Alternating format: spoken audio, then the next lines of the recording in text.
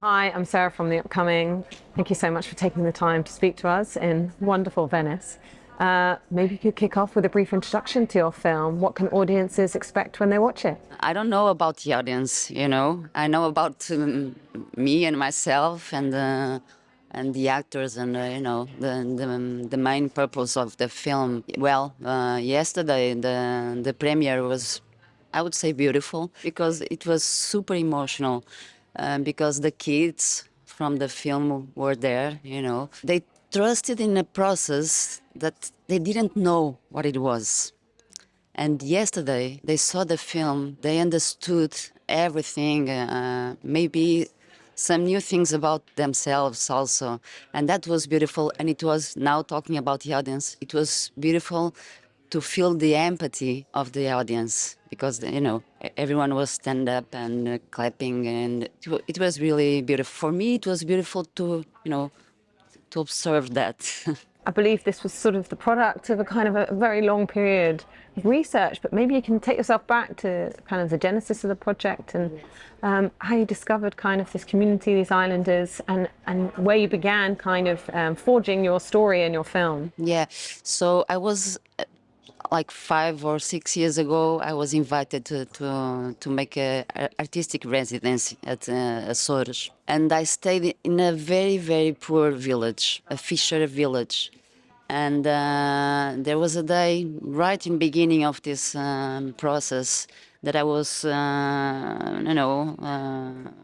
watching some guys, some fishermen cleaning the fisher nets, and very tough guys with tattoos, a lot of masculinity there. And in this right moment, I saw a group of very young girls crossing the street, and when they were right in front of me, I understood that the girls were trans girls. And I thought, fuck, how is this, cohabite in the island? And they were the daughters, family. They were family.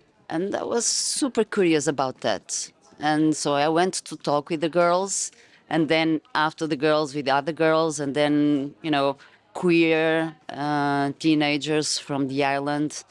And I remembered myself in that age, living not in an island, but in a very small village in Portugal. Not village, city, but a small city. And I connected with them. And I immediately felt I want to make a film with them. So, it was something really emotional in that moment. I didn't know what kind of film. And then, yes, it was a very long process I wrote the film, and then I wrote from my experience of life, but also with their stories. And then I start to a long process of casting, very long, like almost 2 years, looking for the right person to make that character. And in some way, they are non-professional actors. So I'm working with teenagers from the island. They didn't know what it was to make a film. They are representing, in some way, someone that they know. It's not their selves, but it's very close to them. That was the way I chose them. Yeah. Talk a bit about the title and how it came from this poetry, the idea of the dog and wolf and that period of twilight where you can either be the aggression of the wolf or the sort of meekness of the dog. So talk us through that and how that kind of links into your film. During these years when I was talking with them, I remembered about my teenage period, the youth period. And I remember, like, it's a very special moment, like when the something between day and night. There is something in that moment that is, you lose. It's very fast, To be a teenager, it's very fast, that period. And I remember this expression that we use in Portugal and, well, I think entire world. What it is that lives between a wolf and a dog. What it is. It's everything. And I would say that in our lives we are representing some roll papers, and sometimes we are a wolf, sometimes we are a dog. I cannot say that, for instance, for Anna in a film is a wolf or a dog, or Louise it is a wolf. I think they are both a wolf and a dog. But yes, it's hard. Yesterday there was a journalist that told me while she was watching the film, she was wondering about herself. I'm a wolf or I'm a dog? How do the others see me? Like a wolf or like a dog? It's a question for ourselves, I would say. And I guess kind of like reflecting on that title, how do you think dichotomies also run through the film, you know, in the look, but also in the themes, whether it's light and dark or dream and reality? Yes, and men and women, you know, what is to be a man, what is to be a woman, and femininity and masculinity. What is this? What is this? You know, and when you are young, I think you don't think too much about that. You just act. You just go with the flow. You just go with your body. And in the film, the dichotomy appears from outside, not from the inside, not from the teenagers. And yeah, I think it's there also the day and the night. The film takes place in the between. It happens in the between, and yes, those characters live in the between of something. And tell us a bit about the shoot, you know, kind of how long were you there and what were some of the highlights, also the challenges maybe with working with non-professional actors, because I guess there's a different feel to it. Maybe it takes longer, maybe you have to kind of get people to rely more on their instincts. I don't know your process. Yes, I came from a documentary, so for me this is not totally new. What is different here is that I use fiction to give to the actors the opportunity to be whatever they want. So I would say the shooting moment, it was like 2 months. It was a kind of experiment, and before that it was a very long process of pre-production with the community, with the priest, with the neighborhood, with the families. And yeah, I would say that the preparation, it was the most important part to build up this film. And of course I moved to the island. I lived there almost 2 years, and it was amazing. But it's the only way to make films. It's to go to the place, to live with the people. Otherwise, you are always, look to something from outside. And I wanted to be inside, to live with them, to understand, the codes, the roles from inside.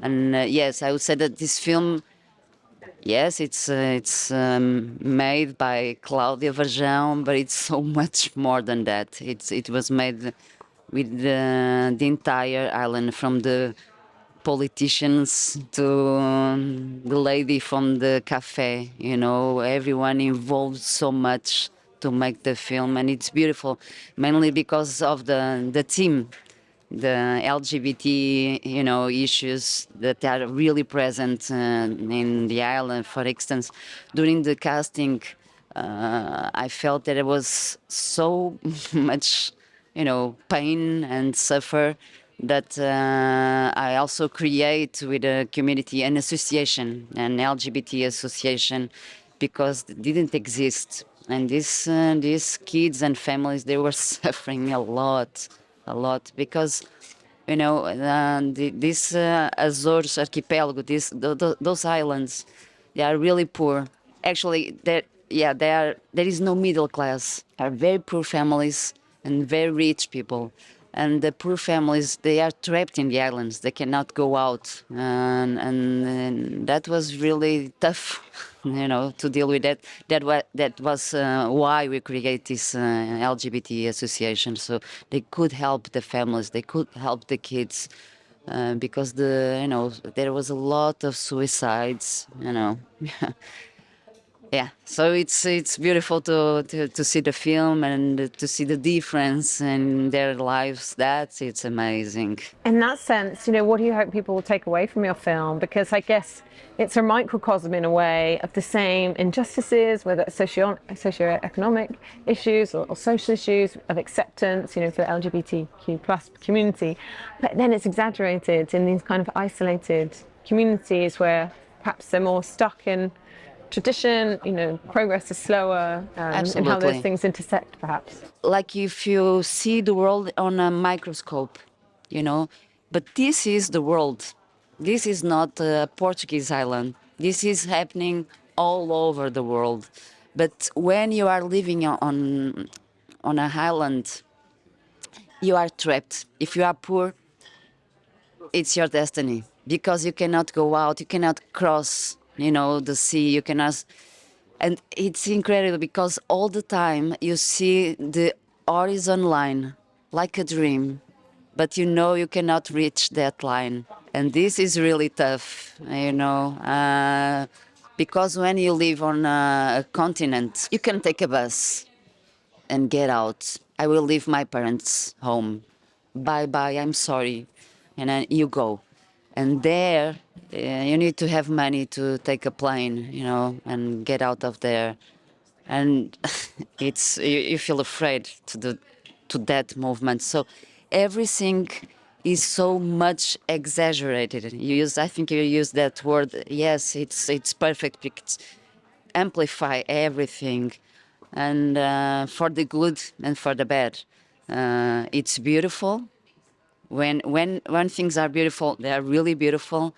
But when it's bad, it's really bad, and it hurts so much. And when you are young, it's it is not supposed to suffer so much. I have this memory from the castings, the lack of dream.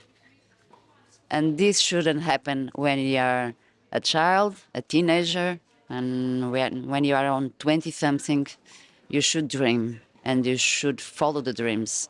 And it's not supposed to have lack of dreams in this. Well, I would say during your entire life, you should have dreams and keep following your dreams. But in this period, it's hard. And what does it mean to you to have your film, playing here as part of the Venice Film Festival? And I guess in a sort of practical sense, having that ability to watch it with an audience, after the last few years we've had, especially a film like this, which is so much about empathy. And like you say, there's something about the shared cinematic experience as an audience, which is very distinctive. Yeah, it's a good question because here with this film, the perspective change. What I want to say is it's really important to show the film, to share the film. So if you share this film in a very good festival with, a very wide audience to the world, so the impact could be, big and actually bring the kids from the island, do this movement. It's powerful. Yesterday, see the kids in the theater with the audience. It was super powerful because they came from the island. They did this movement, to go to the outside, and then they just need to keep this movement. So it was super emotional. Yeah, and I think Venice, it's a very open festival to the world. We are in the center of Europe, and in that sense, yeah, it's an honor, but it's also kind of reach that dream for the kids. And, finally, do you already have your sights set on your next project? Can you tell us anything about that? And how do you kind of see the health of the cinema industry right now, particularly for female directors? It feels like things are really opening up, but maybe there's still some progress to be made. I'm a very positive person, and I feel we filmmakers can be whatever we want. We don't have, well, No, it's not right what I'm saying because I'm a very privileged person because I live in a free country, and this doesn't happen in the entire world. We know, but I would say yes, we are working in a field, cinema now. It's really open, even to talk about these gender issues. There is no limits. We are opening, and we learned a lot with films. I learned like a very young girl, how to kiss, how to touch a person. So I feel very a huge responsibility with my films and with the audience. And in this responsibility, I also feel a lot of freedom. So I'm glad to be a filmmaker. Oh, that's fantastic. Thank you so much for sharing all that Thank with you, us. Enjoy your Sarah. time in Venice. Thank you. Thank you, Sarah.